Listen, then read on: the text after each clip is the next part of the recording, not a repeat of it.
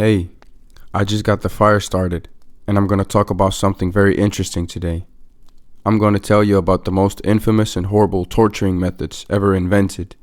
So sit down at the fire with me and get comfortable. First, I'm going to tell you about the Lingchi, often translated as death by 1,000 cuts. It was a brutal form of execution practiced in China for nearly a millennium until its abolition in 1905.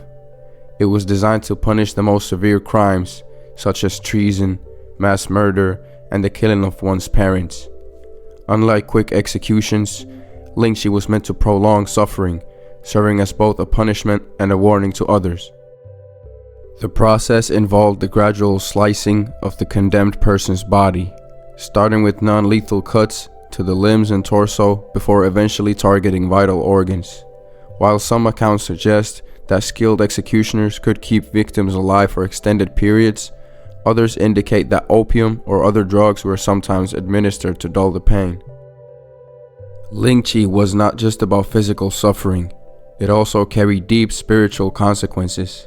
In Chinese culture, preserving the body was important for a proper afterlife.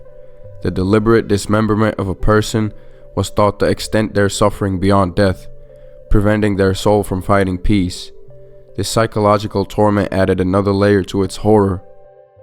Although it was primarily a Chinese practice, Lingchi was also used in Vietnam and influenced perceptions of Chinese justice in the West.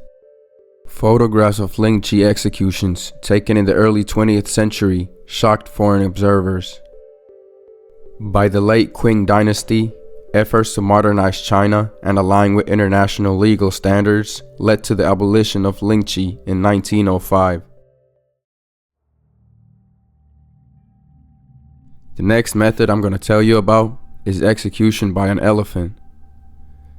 Execution by elephant was a brutal and dramatic form of capital punishment used in South and Southeast Asia for over 1,000 years. Elephants, highly intelligent and trainable, were not only symbols for royal power, but also tools of justice.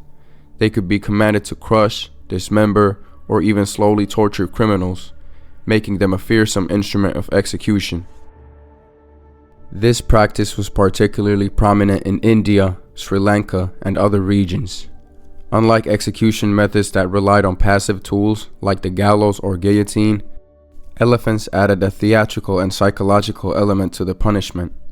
The condemned would be dragged into the arena where the executioner, often a royal elephant, would be directed to perform its deadly task. Some were trained to prolong suffering, using their feet to break bones before delivering a fatal blow. In other cases, elephants were ordered to kill instantly by crushing the victim's head. Beyond its efficiency, execution by elephant carried symbolic weight. Elephants were associated with royal authority and divine justice, reinforcing the ruler's absolute power. The unpredictability of the method also instilled fear in the subjects, ensuring compliance with the law. European travelers who witnessed these executions in the 17th and 18th centuries described them with horror and fascination. As colonial powers like the British took control of India, they wanted to suppress the practice, seeing it as barbaric. By the 19th century, it mostly disappeared due to colonial influence and legal reforms. Next up is flaying. Flaying, or skinning a person alive, was one of history's most gruesome forms of torture and execution. Used across ancient civilizations, from the Assyrians to Persians and medieval Europe and China, flaying was a method designed to inflict maximum pain while also serving a powerful symbol of terror and control. The process involved carefully removing a person's skin, often starting with the face or the limbs. Depending on the executioner's skill and intent, victims could be kept alive for extended periods, enduring horrible agony. In some cases, flaying was carried out as a slow punishment, with only parts of the body skinned to prolong suffering.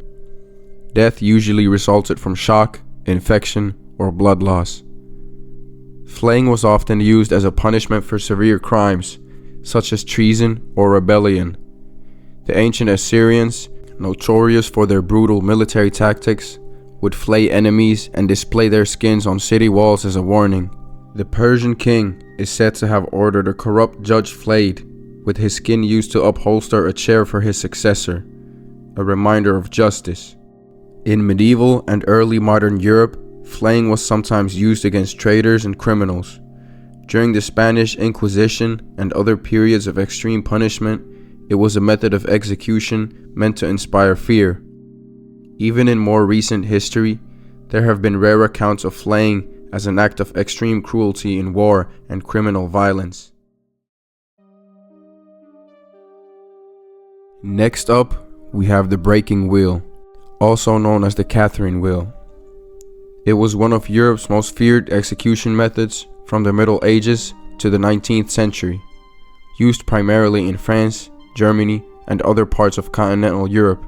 It was a slow and an excruciating way to die, designed to prolong suffering while serving as a grim warning to others.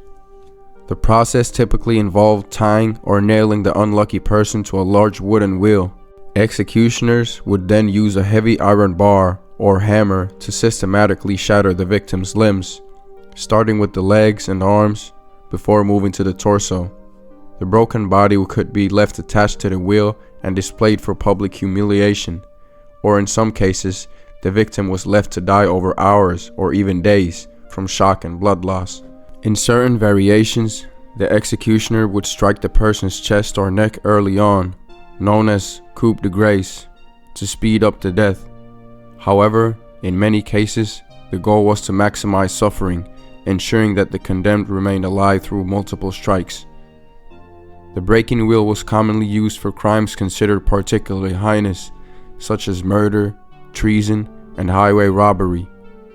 It was seen as punishment fit for the worst offenders, a method that combined physical torment with public spectacle. Some executions even involved weaving the broken body through the spokes of the wheel, leaving it to be picked apart by scavengers. Though the practice declined in the 18th and 19th centuries, it remained legally sanctioned in some places until the early 1800s.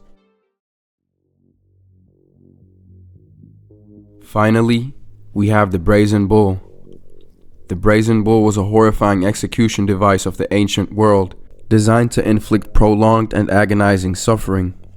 Invented in ancient Greece, it was a hollow, life-size bronze bull used as a cruel method of capital punishment, where victims were roasted alive inside its metallic belly.